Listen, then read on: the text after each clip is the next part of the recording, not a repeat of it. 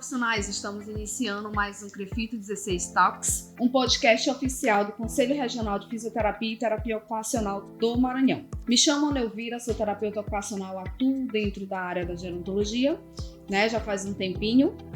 E hoje sou membro da Câmara Técnica de Gerontologia, onde podemos trabalhar e trazer algumas atividades dentro da terapia ocupacional para a sociedade e também para os colegas profissionais. A gerontologia hoje é reconhecida pelo Conselho, pelo CREFITO, como uma especialidade, onde podemos atuar com maior segurança e um reconhecimento dentro da nossa área, pela Resolução 477, que regulamenta a especialidade de gerontologia dentro da terapia ocupacional. E hoje nós temos aqui duas convidadas maravilhosas. Quero primeiramente agradecer ao convite de vocês, sejam bem-vindas ao nosso podcast, onde nós vamos falar um pouco sobre capacidade funcional e independência na pessoa idosa, trazendo algumas orientações tanto para os profissionais como também para os familiares. Hoje nós temos aqui a doutora Mirtes, e a doutora Márcia, onde elas vão relatar um pouco das suas experiências, das suas vivências no nosso dia a dia, dentro dessa área que ela é muito importante, e a gente percebe que teve um avanço, tivemos mudanças dentro desse processo, dentro dessa temática que hoje é muito falada, que é a questão do envelhecimento, tá? Sejam muito bem-vindas e pode se apresentar, doutora Mirtes. Meu nome é Mirtes, eu sou terapeuta ocupacional, especialista em gerontologia pela Faculdade de Santa Fé. Em envelhecimento e saúde da pessoa idosa, eu sou capacitada pela Fundação Oswaldo Cruz, trabalho no CAISI e já tenho 18 anos de casa. E você hoje, doutora Márcia? Fale um pouquinho pra gente de você. Olá, me chamo Márcia Moreno, sou terapeuta ocupacional e especialista em gerontologia e tenho formação no TAP-BR, que é o Programa Personalizado de Atividade, específico para a atuação do terapeuta ocupacional com pessoas com demência e seus familiares. Eu atualmente trabalho no consultório, eu tenho a empresa Longevitar, trabalho lá com pacientes individuais, de forma individual e em grupos. Sabemos que hoje passamos por vários processos, avanços, a tecnologia ela vem trazendo aí muitas mudanças, a gente sabe disso, A gente sabe sobre a problemática que o processo do envelhecimento ele causa para a gente, gera um impacto tanto para a sociedade como para as famílias.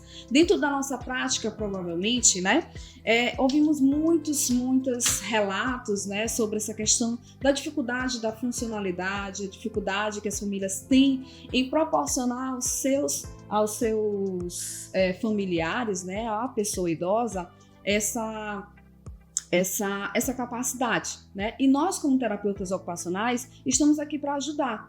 E dentro da experiência de vocês, trazendo para essa realidade, o que vocês conseguem hoje trazer para a gente, como uma vivência, essa questão desse impacto? O que vocês percebem de mudança dentro do contexto, familiar, social, esse impacto, essa mudança? Ou não tivemos mudança? Bom, eu acho que o próprio processo de envelhecimento natural, ele traz inúmeras mudanças e desafios, Então, eu acredito que hoje a gente tem muitos avanços realmente, mas eu gostaria de focar um pouquinho sobre essas mudanças no contexto emocional, no contexto funcional mesmo do idoso, que a gente vê, por exemplo, na minha prática, a dificuldade de aceitação do idoso em relação aos seus declínios. Então, eu gostaria de pontuar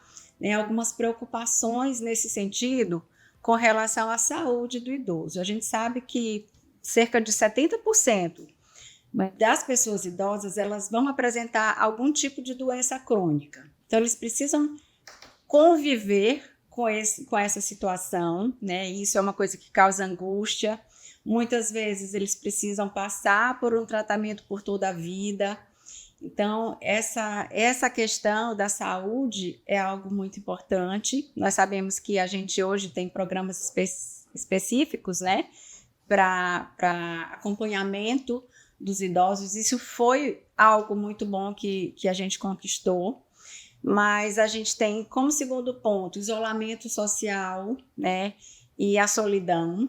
São situações que a gente vê muito comuns, a aposentadoria, né? O idoso às vezes pensa assim, eu vou me aposentar e agora eu vou curtir a vida, eu vou viajar, né? E a gente sabe que isso não é uma coisa que acontece a vida inteira, né? Ele pode passar 3 anos viajando, curtindo a vida, mas na vida diária, no dia a dia, ele vai ter muitas perdas, né? E aí vem o isolamento mesmo social, né? Ele começa a ter perdas na família, perda de amigos, isso pode acarretar um processo de ansiedade, de depressão. E um outro ponto que eu acho que é importante também, que essa população idosa acaba tendo que enfrentar, é o declínio físico, essa coisa da perda de força, da perda da funcionalidade, né? Quer queira ou não, ele vai perdendo a sua independência, ele vai deixando de fazer muitas coisas porque ele já tem limitações, e aí essa preocupação, né, de saber como que ele vai viver daqui para frente, se ele vai precisar de alguém, né, de um familiar, de um cuidador. E isso são problemas enfrentados por essa população e que a gente precisa estar administrando, ajudando, né, esses idosos a administrar de forma eficaz, de forma que eles tenham qualidade de vida, né? E na perspectiva, Mirtes, né, no seu olhar hoje, né, dentro da sua prática, como é que você consegue, na verdade, trazer para a gente esses relatos? Bom, como a doutora Márcia bem falou, né, existem os prós e os contras, né, dessa questão, assim, os avanços, eles existem, muitos nos últimos anos, né, na verdade, o crescimento da população deu, assim, um boom mesmo nos últimos anos, porque as pessoas têm se cuidado, né? A medicina está muito avançada, as áreas afins, como a nossa área, os fisioterapeutas, enfermeiras, fonoaudiólogos, todos trabalhando integrados nessa causa do idoso. Então, eu tenho visto, assim, como a doutora Márcia falou das dificuldades, eu estou falando dos avanços. Esses avanços, eles são importantíssimos. A gente sabe que tem muita gente envolvida e, assim, na nossa prática lá no Centro de Atenção Integral à Saúde do Idoso, do CAISI, a gente vê muitos idosos ativos que fazem a busca, eles vão lá, porque lá é um centro dia, né, e é ambulatório, e eles procuram, e outros são levados pela família, que é onde se trabalha essa independência realmente funcional maior, né, Então, eu tenho visto avanço, toda uma rede aí junto, Conselho do Idoso, CAPV, o Estatuto do Idoso, que realmente une todos, cerca de direitos desses idosos. E é isso, eu tenho visto assim com desafios, né? Que a gente precisa trabalhar junto com as famílias, junto com os idosos. É isso. A gente vem notando, né, que esses avanços, realmente, eles ultimamente se fala muito, né, de uma boa alimentação. Eu trabalho, na verdade, a questão da prevenção, né, aqueles adultos jovens, a gente já trabalha, já dá algumas orientações sobre a questão de uma boa alimentação, a importância da atividade física, que isso vai gerar um impacto, né, no processo do envelhecimento, que a gente sabe que muitas limitações, elas acabam acontecendo. Né? Então, assim, basicamente, a gente percebe sim esse avanço populacional, a população está envelhecendo mais, ela está mais orientada, né? Hoje a gente percebe que as orientações delas chegam mais rápido, mais fácil. A gente percebe hoje aqui na nossa cidade quantas pessoas realizam atividade física, a importância da musculação em si, que hoje a gente precisa orientar sobre esses pontos. E aí, dentro da nossa área, né, até como terapeutas ocupacionais, a importância de uma boa adaptação, adaptação de ambientes também, a gente sabe o quanto é importante, né? Sim. E as famílias também acabam vindo procurar cada vez mais. Mas eu queria que vocês colocassem, né, para a gente, né, aqui através do podcast, aonde exatamente vocês estão atuando hoje, né? A gente sabe que são 2 profissionais que atuam em locais diferentes, mas conseguem trazer para a gente uma realidade e uma vivência, experiência diferenciada. Hoje, Mirtes, você está atuando aonde? Como eu já falei, eu estou atuando no CAISI, que é o Centro de Atenção Integral à Saúde do Idoso. É um órgão ligado à Secretaria de Saúde, né? O centro ambulatório, centro-dia, onde o idoso vai busca espontânea e também eles são levados pelas famílias já com essas comorbidades, com essas limitações. Eu atuo fazendo a reabilitação física e a reabilitação cognitiva, o estímulo da memória. A gente tem grupos de memória, oficina de memória, onde essas idosas mais ativas vão assim e amam o que faz, amam estimular a memória. A gente trabalha com vários recursos. E o centro todo, como eu falei, é uma equipe multidisciplinar, que trabalha em prol desse idoso, dessa melhor qualidade de vida, dessa melhor funcionalidade. Ótimo, que legal, né? Então a gente consegue perceber que o serviço público teve um avanço e um olhar diferenciado para essa população, né? É um centro de referência da nossa cidade, onde você atua, e isso é muito importante, a gente perceber e saber, né, com muita alegria, que a gente vê que essa população está sendo acolhida de alguma forma. A gente sabe que precisaria de mais, né? Porque é uma quantidade muito grande. Vocês lá têm uma demanda muito grande, né? De uma procura muito grande de assistência, né? De uma equipe multidisciplinar, onde todos conseguem fazer o seu trabalho e com um olhar diferenciado, sempre voltado para a pessoa idosa, né?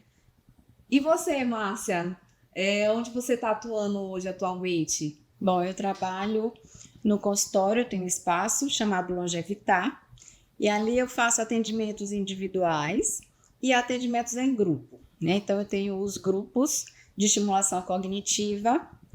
E, assim, é uma experiência muito bacana, né? E ver que as pessoas procuram porque entendem a importância de estarem estimulando o cérebro, de estarem prevenindo doenças, né? Hoje a gente sabe que a doença de Alzheimer tem uma incidência inacreditável, né? No mundo inteiro.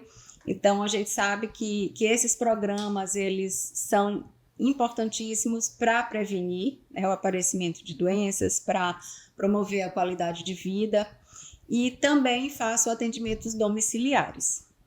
Ah, que legal, né? Então a gente percebe que há uma procura também, né, no serviço privado, onde você traz uma proposta diferenciada, né, trabalhar essa questão da estimulação também, trabalhar essa questão do cuidado, da prevenção, a família, a pessoa idosa. E aí, com o nosso tema, né, hoje central, que é falar sobre a funcionalidade, é o que a gente traz de melhor também para a terapia ocupacional. A gente sabe que todas as nossas atividades, né, voltadas para essa questão da funcionalidade, a questão das AVDs, também a gente trabalha essa questão da funcionalidade de uma forma geral. Né? Então, dentre essa capacidade funcional, né, a partir de qual momento a gente pode estar trabalhando essa capacidade funcional? A partir de qual momento a gente pode estar trazendo uma boa resposta para essa pessoa idosa, trabalhando essa capacidade funcional? No seu ponto de vista, doutora Mirtes. Capacidade funcional do idoso, a gente trabalha assim, a partir do momento que ele chega para a gente, lá no CAISI. Eu também faço atendimentos domiciliares, eu não havia falado, mas eu faço atendimentos a domicílio, e a gente trabalha a capacidade funcional, que é tanto do cognitivo quanto do físico, porque muitas pessoas pensam que o funcional é só o físico, mas a memória estando boa, você tentando pelo menos manter aquela memória ou não deteriorar tão rápido, que ela não deteriore tão rápido, como no caso do Alzheimer, que a gente sabe que vai ter um declínio sim, que vão ter várias fases de declínio, mas a gente mantém a melhor funcionalidade possível, né? Então, a gente trabalha dando... A partir de que momento, você perguntou? A partir do momento que esse idoso chega, a gente faz uma avaliação, geral com ele, ele passa lá no CAISI, ele passa por toda uma avaliação ampla, que é a AGA, né? Avaliação geriátrica ampla, né? E depois ele é encaminhado para os profissionais. Quando ele chega na terapia ocupacional, a gente faz a nossa avaliação e a gente trabalha esse idoso de acordo com o que ele está apresentando, de acordo com as comorbidades. Se ele teve sequelas de um AVC, a gente trabalha aquelas sequelas para que ele tenha a melhor funcionalidade possível. Se ele tem demências, demência de Alzheimer, a gente trabalha dentro daquelas demências, porque assim, quando o paciente ele tem problemas de déficit de memória, ele vai também, principalmente a de Alzheimer, ele vai declinando. Muitas famílias não sabem, elas se sentem perdidas, porque tem a primeira fase da confusão, tem a segunda fase e depois tem a fase do declínio físico, não só cognitivo. E na fase severa, essa pessoa fica praticamente no leito, né? Difícil mesmo. Então, a gente começa a trabalhar a partir do momento que chega para a gente, que a gente detecta através de avaliações que a gente faz também no domicílio, quando o atendimento é a domicílio, e a gente orienta também essas famílias a não deixarem estagnar, o idoso ficar muito parado em casa, porque a maioria acha que assim, meu pai ou meu avô está doente, ele vai ficar quietinho, ele não vai fazer nada. É um erro. Tem que começar a estimular, tem que estimular com segurança, tem que conversar com um profissional. Ah, interessante. Você trouxe, né, já um ponto bem específico para a gente, que já é um processo de demência, né, do Alzheimer, mas a gente sabe também que o processo do envelhecimento em si, ele acaba impactando na funcionalidade, né? Sim. Doenças crônicas associadas à diabetes, a marcha ela fica mais lenta, a questão a gente sabe que as adaptações, o calçado também pode interferir dentro da funcionalidade desse idoso, e aí quando a gente traz para o lado, né, demência, né, processo demencial, como você bem falou, doutora Mirtes, a questão das fases, né, que a gente sabe do Alzheimer, e essas fases, elas vão implicando mesmo sobre esse processo do envelhecimento, mas naquela moderada que ela fica por muito tempo, né, que quando chega para a gente já pega, né, como terapeuta ocupacional, a fase moderada, a qual a gente vai trabalhar com ele essa questão da funcionalidade, da independência, Sim. Né, dentro das orientações, das nossas adaptações que a gente acaba fazendo também para os familiares, né, para que eles possam ter no dia a dia a melhor qualidade de vida, a melhor funcionalidade e estimular, que é o que a gente sempre preza para o paciente, a sua independência, porque nada melhor do que a gente fazer as nossas atividades de forma independente, né? Que as básicas é alimentação, o próprio higiene, e muito bem falado por você, a gente trabalha essa questão da nossa da funcionalidade, né? E para você, doutora Márcia, como é que essas orientações elas são passadas? Como é que é colocado para você dentro da sua experiência, dentro da sua vivência sobre esses pontos, né? Sobre essa questão da dificuldade, aonde eles começam a perder, né, a sua funcionalidade? Bom, só pegando o ganchinho aqui da Mirtes, né? Eu acho que quanto mais cedo a gente fizer essa estimulação, né? Quanto mais cedo a pessoa idosa for estimulada, melhor, né? Então a gente precisa trabalhar preventivamente. Sim. Preventivamente, porque a gente evita muitos problemas lá na frente, né? E eu acho que essa prevenção, essas medidas preventivas, elas têm muito a ver com a capacidade cognitiva, física e emocional da pessoa, né? Então, eu acredito que é muito importante, desde sempre, né? Desde a fase assim, de início desse processo de envelhecimento, a gente está orientando as pessoas e a família, porque eu acho que a informação aí é essencial, né, primordial, assim, para esse processo acontecer da melhor forma possível. Então, eu acredito muito nessa coisa da gente estimular a pessoa a participar das tomadas de decisão, a fazer suas próprias atividades sem auxílio, né? Por isso que é importante a gente ter uma noção dessas capacidades cognitivas, como a doutora Mirtz falou, né? Cognitivas, físicas e emocionais, né? Porque isso vai interferir nesse desempenho das atividades. Então, praticar atividade física, como já foi falado, né? Praticar uma atividade cognitiva, fazer coisas novas, fazer novos amigos, tudo isso é importante para que a gente continue, né, mantendo a independência dessa pessoa idosa. Então, são fatores que vão realmente interferir positivamente nesse processo. Dona Elvira e Márcia, quando a gente fala realmente, como a Elvira e vocês bem colocaram, né? A atividade física, muitas pessoas achavam isso antigamente, era mais para vaidade de academia. Não.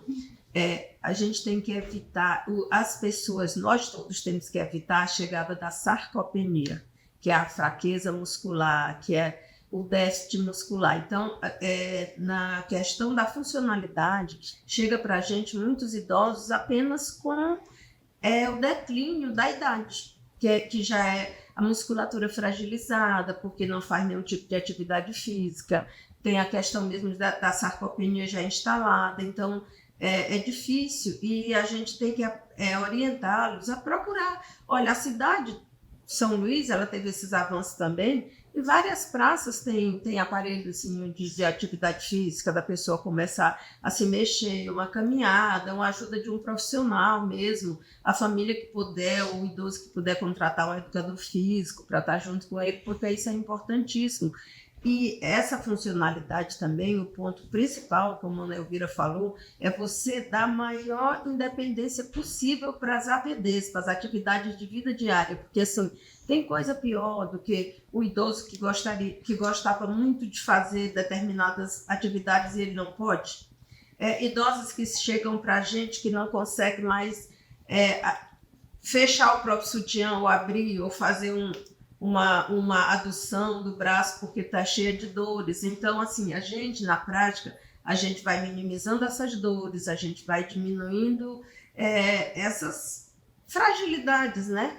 E lá na sala de terapia ocupacional, a gente realmente usa recursos que também fortalecem a musculatura, que trabalham amplitude, flexibilidade, e que isso é muito importante para essa população idosa, para não pararem, não deteriorarem tanto física como cognitivamente.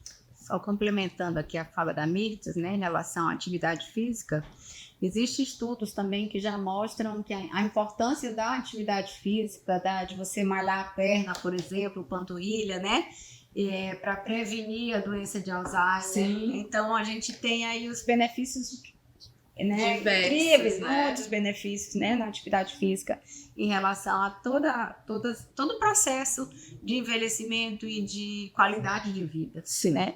É verdade. Exatamente. E assim, trazendo, eu tenho uma experiência, eu tenho 3 pacientes, né, que elas fazem a musculação mesmo dentro da academia, ela tem o personal, e a gente vê são pacientes com demência, né, diagnosticadas, né, no processo de demência, e que fazem a questão da musculação. E a gente percebe dentro da nossa prática como isso tem um impacto, né, essa diferença. E a gente, lógico, que no nosso olhar e o conhecimento a gente vai identificar o quê? Que provavelmente as AVDs, né, essa funcionalidade, ela vai demorar a perder. E a família tem como é que eu posso dizer, o maior cuidado em manter essas atividades, né? Em colocar que é importante que ela faça, e aí trazendo a terapia ocupacional para a gente trabalhar também a memória, né? E a gente ouve algumas vezes, mas o paciente com demência, ele ainda tem como recuperar essa questão da estimulação, né? por que a estimulação cognitiva ela vai melhorar com o paciente com demência? Não sei se vocês escutam, mas em alguns momentos eu recebo familiares, né? Ah, mas e aí, eu quero estabilizar, eu quero que mamãe volte a fazer algumas atividades que antes ela não fazia. Por quê? Ela era uma idosa muito ativa, ela fazia todas as coisas dela em casa, ela gostava de cozinhar, e hoje ela não cozinha mais, hoje ela não tem mais interesse. Aí chama a terapia ocupacional para que a gente possa organizar o ambiente dessa pessoa, as atividades de vida diária dessa pessoa, organizar a rotina dessa pessoa. E dentro da prática de vocês, né? Como é que essas orientações elas são passadas, né? O que a gente pode deixar aqui de orientações para que as famílias possam, os próprios profissionais possam entender e desenvolver na sua prática mesmo, né? Trazendo para a reabilitação cognitiva dentro das nossas atividades. Eu queria que a gente pudesse trazer hoje um pouquinho, né? Como é que isso está sendo realizado, como é que a gente está fazendo. São pessoas referências dentro da área e como é que a gente está trabalhando esses aspectos hoje, né? Você poderia trazer um pouquinho para a gente, doutora Márcia? Bom, eu acho que assim, a terapia ocupacional, o terapeuta ocupacional, ele tem um papel fundamental, importantíssimo nesse processo, né? A gente sabe que a gente tem um tratamento medicamentoso, né, farmacológico, que é importante, que é importantíssimo, mas eu colocaria assim, se eu pudesse mensurar, eu colocaria assim, sabe, na mesma medida a terapia ocupacional, porque, exatamente, na verdade, nós vamos intervir em todo o contexto social, psicológico, emocional, físico da pessoa com demência, né? Então a gente acaba entrando na vida da pessoa, na família, né? E a gente vai trabalhando os aspectos, às vezes, os menores, as coisas que ninguém acha que é importante, o terapeuta tem, né? Esse olhar, né? Que eu acho que é fantástico, fundamental. Então, a estimulação cognitiva é importantíssima, né? Um dos tratamentos não farmacológicos mais eficazes hoje.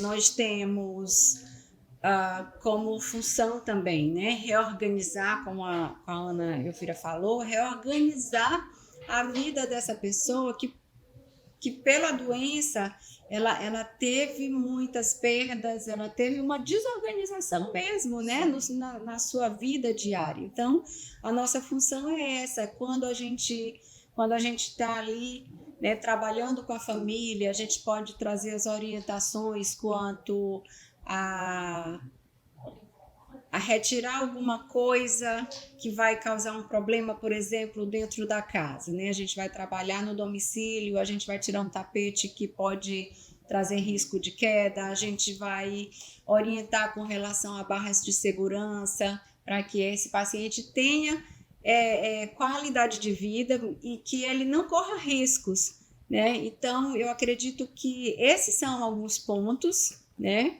Deixa eu ver o que mais que a gente pode fazer, né? São muitas coisas. Sim, eu acho que favorecer mesmo o desempenho ocupacional dessa pessoa. Me ajuda. Bom, é o seguinte, quando a Ana Elvira coloca assim, que a família fala, a minha mãe ou a minha avó, o meu avô, meu pai, ele já está com demência, falando no caso das demências, ele não tem mais funcionalidade. Nesse momento é importante a gente orientar no sentido, nem todas as funções ele vai poder fazer, realmente, infelizmente, dirigir quando já está da fase moderada, a fase leve, às vezes ele ainda dirige, mas já a família já tem que ter cuidado. Dirige veículos, né? A senhora, a avó, a mãe que estava em casa e amava cozinhar já não vai ser uma atividade que a gente oriente tanto, e sim, a mãe, a senhora quer cozinhar, a filha ou a neta, alguém que está ali do lado. Por quê? Vamos esquecer um fogo ligado no fogão, é perigoso. Aí eu sempre oriento as atividades de vida diária, mas sem risco. Áreas com sabão, áreas de serviços escorregadios é perigoso. Aí, às vezes, quando ela já está na fase mesmo da moderada para grave, que Ah, mas ela não quer fazer nada, ela não tem interesse, ou então ela quer fazer, mas eu não deixo. Aí eu sempre digo, tirem uma roupa do varal, dê para ela virar do avesso para o lado direito. Pega uma faca sem ponta e peça para ela descascar as batatas, sentado, coloque numa mesa, coloque para catar um feijão. Então, essas coisas a gente orienta sem risco, porque às vezes a pessoa já está naquela fase confusa e eu não vou mais fazer nada. Algumas já não querem mesmo e precisam ser estimuladas, né?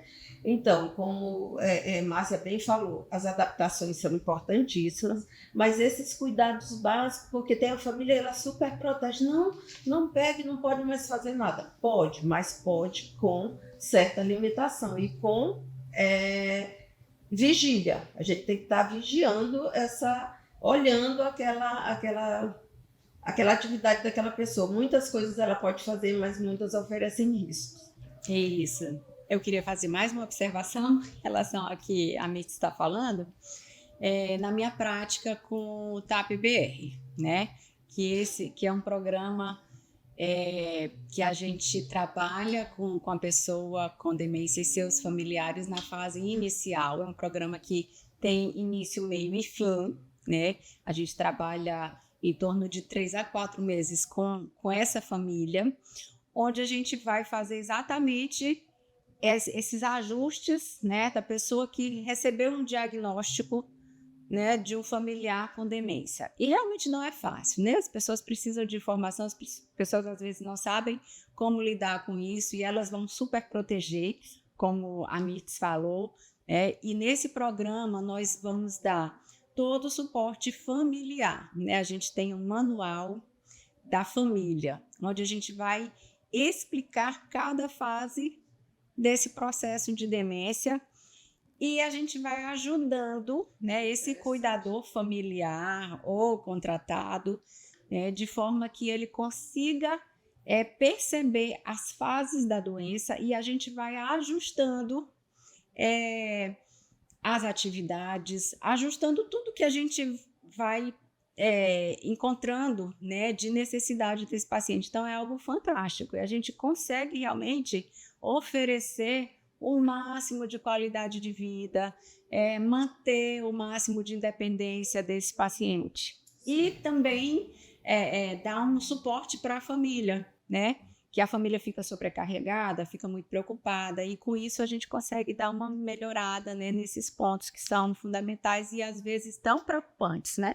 Ah, é interessante, gostei, interessante mesmo essa acredito que é uma abordagem, né, uma técnica, é bem interessante, porque a gente precisa dar, né, orientar as famílias que muitas vezes quando eu pego nessa superproteção que a gente coloca, que é uma superproteção, um cuidado, né, que a família tem de algumas atividades que eles acabam excluindo, tirando dessa pessoa, e aí a gente pode estar orientando, principalmente se, eu falo na minha prática, né, se tem cuidador, eu tento utilizar desse cuidador para todas as funções. Eu digo, olha, ela pode lavar uma louça, se ela tem um cuidador supervisionada. Todas essas atividades, elas precisam ser supervisionadas, como a doutora Mitz bem colocou, né, então, para que eles não venham deixar, que a gente sabe que lá na frente essas atividades elas vão se perdendo, né? Elas já vão sendo mudadas para outras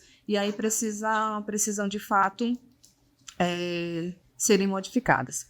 Eu tenho um relato de uma filha de uma paciente que ela frequentou o CAISI, mas hoje em dia ela está realmente numa fase grave, cuidados paliativos em casa. Essa filha é assim, amorosíssima e tudo, e ela estava tão perdida quando ela chegou no CAISI, sem entender, e eu tenho uma cartilhazinha que é parecida com o seu trabalho, acredito, que a geriatra havia me dado.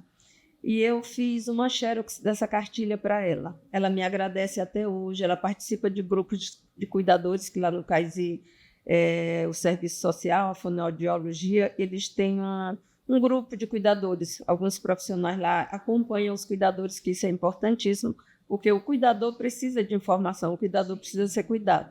E ela relata, sempre ela está relatando no grupo de cuidador que, tipo assim, ela estava perdida e que eu dei essas orientações e ela faz xerox da cartilha, ela dá para outras pessoas, porque ela achou importantíssimo. O idoso, quando ele está nessas fases, a família fica perdida realmente, alguns ficam perdidos. Então, assim, nessa cartilha eu lembro que tem a questão do banho, que alguns, quando já vão chegando perto da fase grave, eles têm medo de tomar banho. Tem aquele medo, fica freando. E então, o que se orienta? Eu até orientei essa filha. Vai lá, coloca uma toalha e fala, eu vou entrar, mamãe. Vamos entrar aqui nós duas. Coloca teu pé, coloca teu braço e vai entrando. E vai. As roupas, tem um detalhe, eles sempre querem as mesmas roupas, né? Então, é importante mandar confeccionar roupas parecidas, tecidos parecidos, porque eles vão teimando em algumas coisas. Não é teimar é a palavra, mas isso é da demência, né? Então, tem várias orientações e eu achei importantíssimo, Márcia, o seu trabalho também nesse sentido, porque a gente precisa realmente passar essas orientações, é bem importante. As orientações, elas são essenciais, né? E aí nós, como terapeutas ocupacionais, e essa fórmula que você fez, né, da orientação, ela acabou reproduzindo para outras pessoas, né? E aí quando a gente vai fazendo essa distribuição, né, a gente tem um resultado e um impacto lá na frente de que a população ela vai sendo mais orientada e vai tomando um pouco mais de cuidado, e a gente vai diminuindo violências, a gente vai diminuindo negligências, né, uma série de coisas que a gente percebe dentro do próprio processo do envelhecimento mesmo, né? E a gente percebe também que as famílias elas estão hoje menores. Então, é uma filha, são 2 filhos, né? E uma toma conta, larga de trabalhar, larga de fazer suas atividades para cuidar do pai, da mãe, do tio, da tia, de uma forma geral, né? E aí a gente chega no nosso final, né? E eu queria que cada uma de vocês trouxesse, assim, de uma forma carinhosa, bem assim, calorosa, que a gente pode deixar aqui tanto para os familiares como também para os próprios profissionais, né? Uma fala, né? Algo assim bem terapia ocupacional, né? Para a gente chegar ao nosso fim, ao nosso encerramento do podcast. Assim, como a gente já falou aqui, falou em vários aspectos, na funcionalidade do idoso e tudo, e essa funcionalidade, quando ela está comprometida, ela depende muito de vários aspectos, de várias comorbidades, a sarcopenia, o AVC, as demências. E as demências, é importante até falar que elas não são só as demências de Alzheimer, ela tem a demência senil, pela própria idade, a demência vascular, que ela é um pouco mais fácil da gente reabilitar, né? Tem demências por alguns tipos de doenças que os médicos, os clínicos, geriatras, neurologistas, eles sabem diferenciar, né? Às vezes uma pessoa tem hipotiroidismo e não tratado, ele pode levar a um déficit de memória. Uma baixa de vitamina B12, por exemplo. Então, assim, os médicos, eles fazem todo esse apanhado, né? Então, é importante, o que eu deixaria aqui para a família, né? Que vejam tudo isso, que levem seus parentes ao médico, seus idosos ao médico, façam primeiro esses exames, entendam que, meu pai teve um AVC e agora ele está esquecendo. Claro, lesionou lá uma artériazinha, uma parte do cérebro. Então, aí as pessoas ficam perdidas de saber o que é uma demência vascular, o que é uma demência de Alzheimer, porque, às vezes, numa simples infecção urinária, aquele momento crítico, a pessoa fica confusa. Uma internação, algo transitório ali, mas a pessoa fica confusa. Eu cheguei no atendimento que eu fazia a domicílio certa vez na casa de uma idosa e ela estava chorando. A irmã estava chorando porque minha irmã, eu acho que ela vai morrer, porque ela estava muito rebaixadinha pela infecção urinária. E aí, a gente já tem essa experiência, liguei para a médica, para a geriatra foi. E aí, aquilo se resolveu naquele momento, entendeu? Era uma paciente que já tinha demência, sim, mas ela estava num quadro muito rebaixado por conta da infecção urinária, né?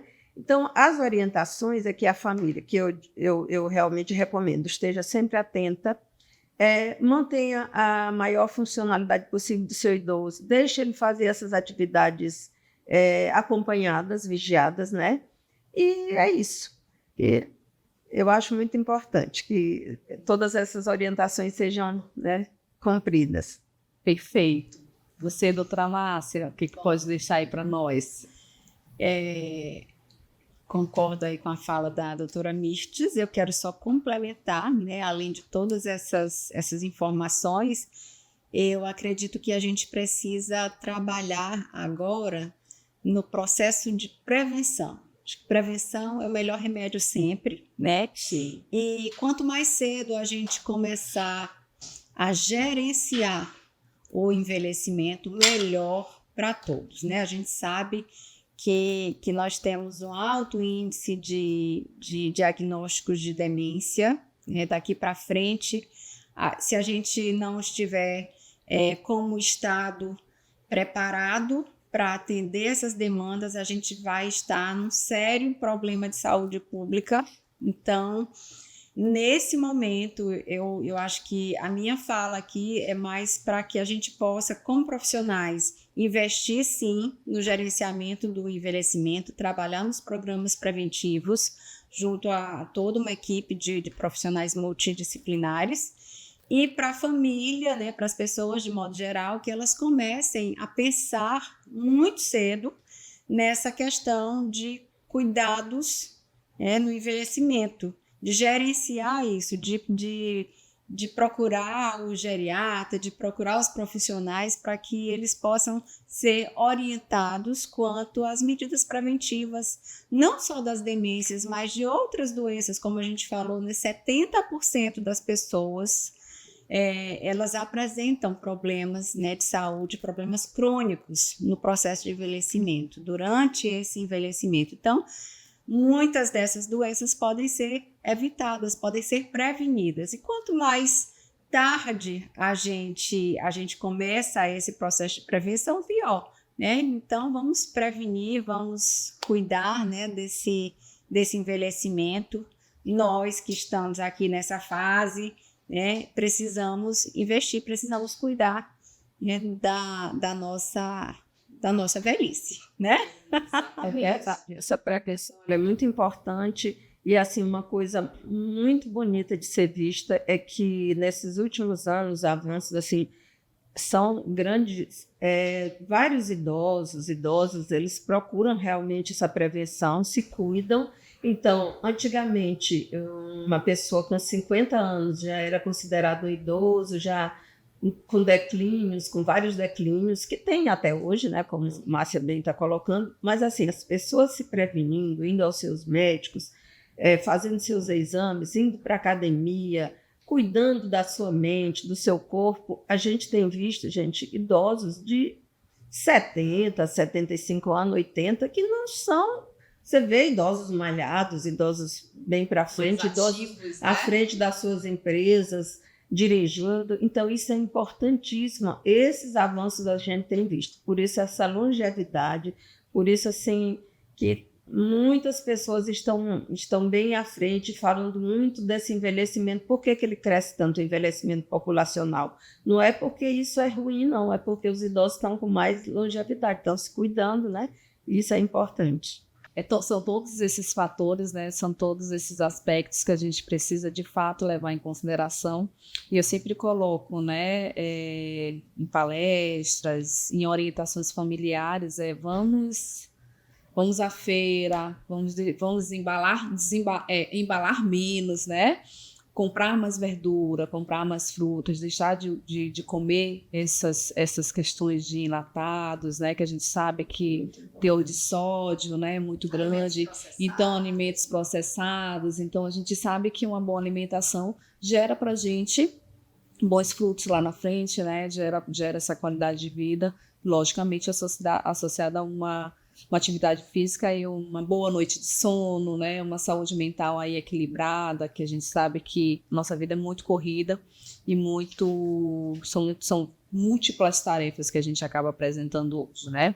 Então, meninas, mais uma vez, obrigada, tá? Muito obrigada mesmo pela presença de vocês. E aqui encerramos mais uma edição do CREFITO 16 Talks, né? Agradecemos mais uma vez a doutora Mirtes e a doutora Márcia, tá? Por estarem presentes aqui conosco, compartilhando um pouquinho das experiências de vocês, colocando o que cada uma está fazendo, aonde estão atuando dentro do processo do envelhecimento, que é uma área muito importante para a terapia ocupacional. E o nosso tema hoje abordado, que foi a questão da funcionalidade, a gente precisa, né, passar isso para os colegas profissionais, passar isso também para as famílias, o quanto é importante a funcionalidade, o quanto isso gera de impacto, né, de qualidade de vida para essa pessoa, tá? Então, mais uma vez eu agradeço. Em breve voltaremos com mais uma edição do nosso podcast, abordando um novo tema dentro da área da terapia ocupacional e fisioterapia. Querendo mais informações, nos segue nas redes sociais, @crefito16, tá? Nosso Instagram, ou no nosso site, crefito16.gov.br.